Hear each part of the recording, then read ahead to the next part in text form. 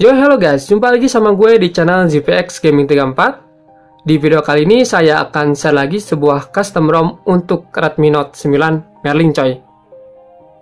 Custom ROM kali ini yaitu Linea Gen-OS versi 18.1. Untuk ROM-nya sendiri saya sediakan dua versi. Yang pertama PQ Enablers dan yang kedua yang updatean 2023 coy.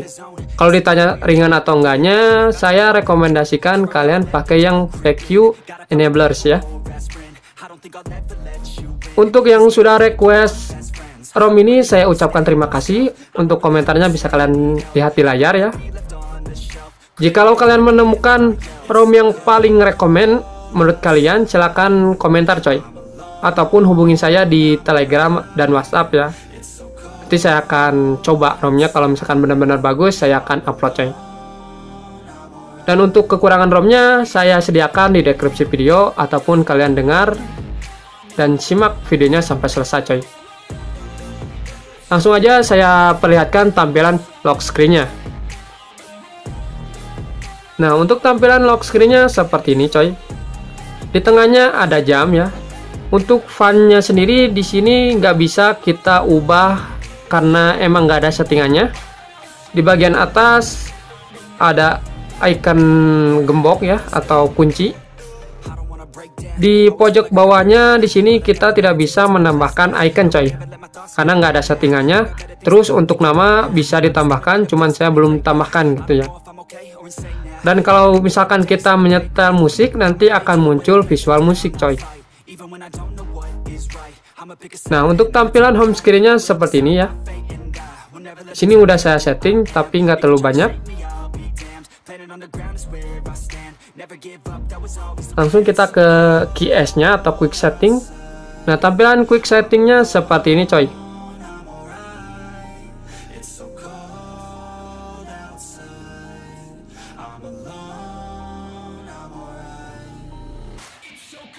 Jikalau kita menggunakan YouTube Premium akan ada tampilan kayak gini coy. Untuk range aplikasinya seperti ini.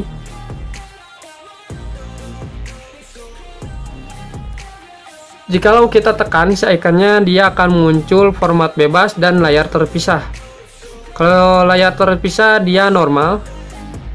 Tapi kalau misalkan format bebas dia ngebug coy. Nah, kayak gini ya. Jadi aplikasi mengembangnya akan tertutup oleh aplikasi yang baru dibuka coy. Langsung aja saya masuk ke pengaturan.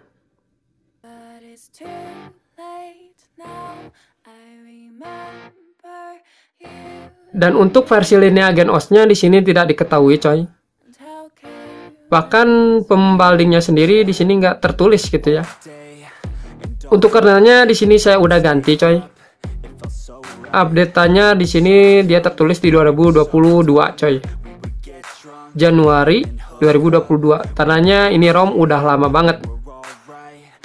Versi Android 11.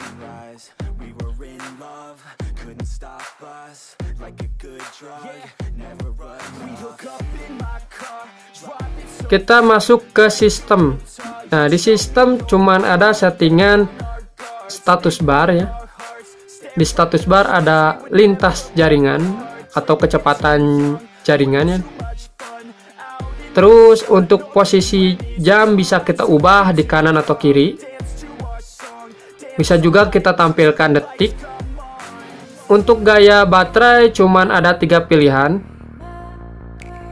Persentase baterainya bisa kita pilih disembunyikan, ditampilkan di dalam icon ataupun di samping icon coy.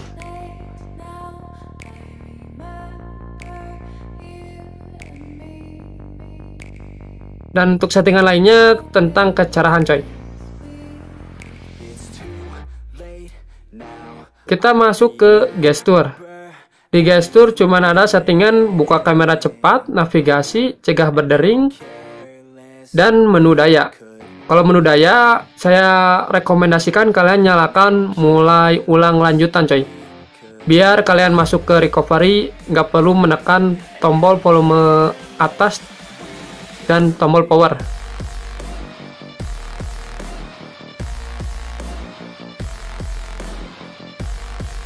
Kita masuk ke opsi developers.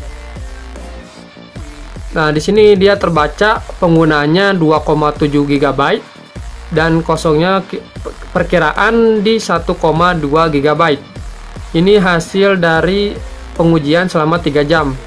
Tapi kalau secara langsungnya kalian harus memiliki aplikasi seperti DevCheck ya. Nah, di sini ada informasinya langsung. Penggunaan RAM-nya 2 GB 701 MB, dan untuk penggunaan RAM-nya sendiri dia menggunakan 1,25 GB.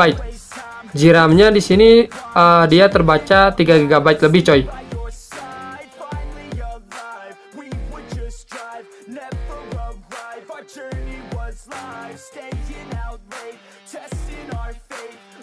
Kita lanjut ke pengaturan lagi. Kita masuk ke tampilan. Di tampilan ada pilihan ketuk untuk membangunkan, cegah bangun, ketuk untuk tidur, bangun saat pengisian, dan bisa juga kita setting si fan-nya, coy. Sini nggak terlalu banyak settingan ya.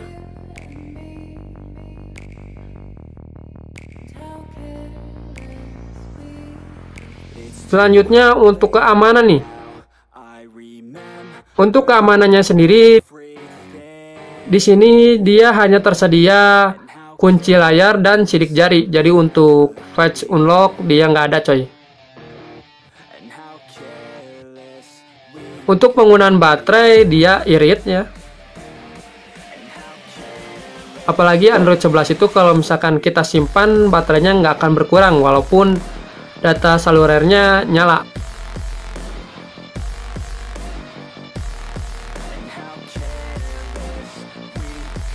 Dan untuk sisanya itu sama aja dengan Android 11 lainnya.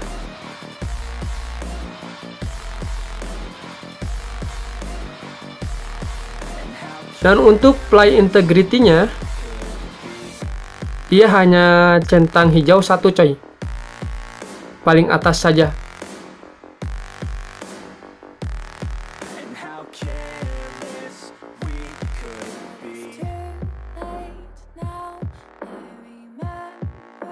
Nah, untuk Play Integrity-nya dia cuman ada centang hijau satu. Jadi kalau misalkan untuk WhatsApp dan aplikasi bank saya kurang rekomendasikan, coy, karena sampai sekarang belum ketemu fix-nya untuk membuat Play Integrity-nya menjadi strong ya. Untuk sisanya dia sama aja gitu ya, nggak ada fitur lainnya. Untuk selanjutnya saya mau mengetes ya si ROM-nya menggunakan CPU trolling.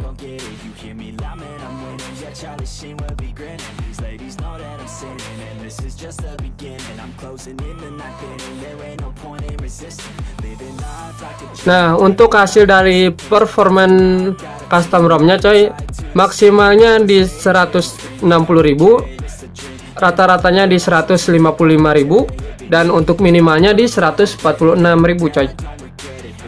Skor segini itu kalau misalkan kita pakai game, tapi akan benar-benar drop jikalau misalkan ada notifikasi, coy. Nah, buat kalian yang sering bermain game, saya sarankan untuk mematikan notifikasinya ke mode senyap ataupun hanya getar aja gitu. Karena kalau misalkan ada notifikasi, performance segini bisa benar-benar drop. Di sini ROM-nya tidak ada mode game, jadi kalau misalkan ada notifikasi dia akan tampil seperti biasa, nggak ada settingannya, coy. Saya sarankan kalian gunakan mode senyap untuk mendapatkan performa yang lebih bagus gitu ya, seperti ini, stabil ya. Saya akan jelaskan ya kekurangan dari custom ROM-nya. Yang pertama, kamera makro yang tidak bisa fokus, coy. Jadi misalkan kalian pakai mode kamera makro, dia tidak bisa fokus ke objek yang kita tekan gitu ya. Mau berapa kali pun tidak akan bisa fokus. Tapi kalau misalkan kita gunakan ultrawide dan kamera utama, dia aman. Bug yang kedua yaitu untuk series PQ enablers, dia ngebug di VoLTE. Jadi kalau misalkan kita setting ya, dia tidak akan muncul VoLTE-nya coy. Karena emang bugnya di VoLTE. Tapi untuk offline charging, untuk kedua ROM-nya dia aman coy. Dan bugnya tuh cuman segitu coy, gak terlalu banyak, alias minim bug coy. Nah langsung aja saya perlihatkan cara install custom ROM-nya coy. Let's go. Oke, di sini saya akan jelaskan kepada kalian tentang cara install custom ROM-nya coy. Seperti biasa, sebelum kita install ROM-nya, buat kalian yang belum backup image, silahkan backup terlebih dahulu.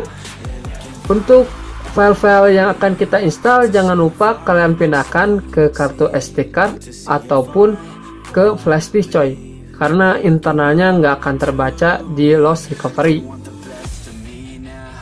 Buat kalian yang bertanya ya, apakah tutorial ini bisa dilakukan di key vendor ataupun Xpendor? Jelas jawabannya bisa coy. Caranya sama aja, jadi tinggal kalian simak videonya sampai selesai ya. Untuk langkah pertama install custom ROM-nya, di sini kita harus format atau factory reset coy. Setelah beres kita format, kita pilih firmware coy. Untuk firmware-nya saya sarankan kalian pakai versi 12.0.1 coy.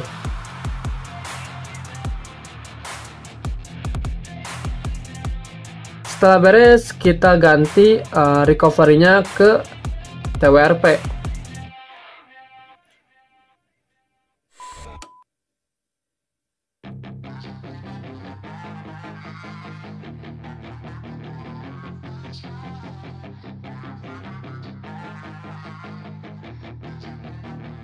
Dan beres ya install TWRP-nya, tinggal kita reboot ke recovery.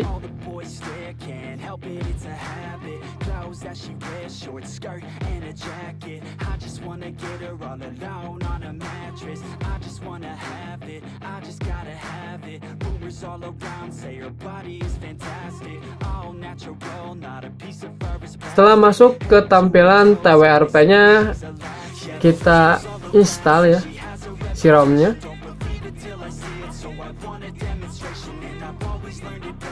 Untuk ya, tanda merah kayak gini jangan dihiraukan.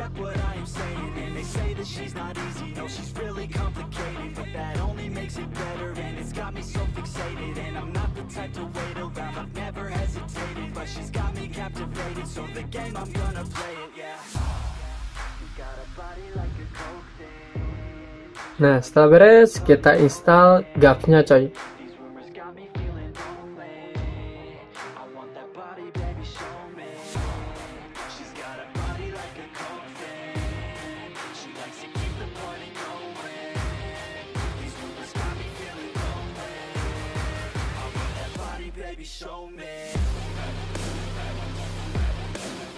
Oke, setelah beres install GAF-nya, di sini gue akan jelaskan dulu ya. Tadi gue baca-baca bahwa targetnya itu dia menggunakan FW versi 12.5.1. Kalau misalkan FW yang tadi 12.0.1 kurang enak, bisa kalian ubah ke 12.5.1.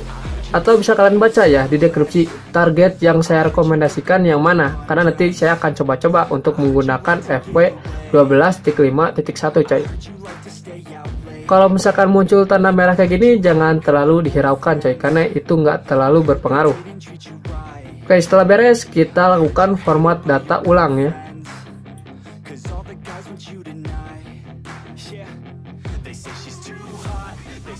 Nah, jikalau kalian ingin install kernel mode ataupun root, bisa kalian install sekarang coy.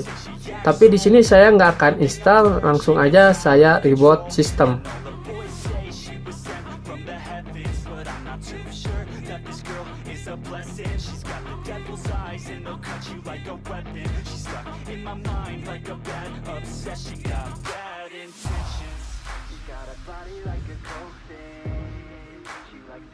Dan masuk ke tampilan menu setupnya coy. Di sini kita setup seperti biasa ya.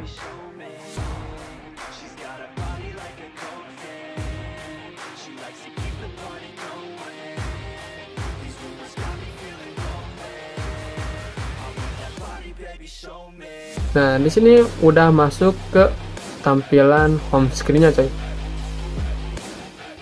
Oke, sekian video kali ini. Terima kasih buat kalian yang sudah support. Semoga kita bertemu di video selanjutnya, coy. See you next time.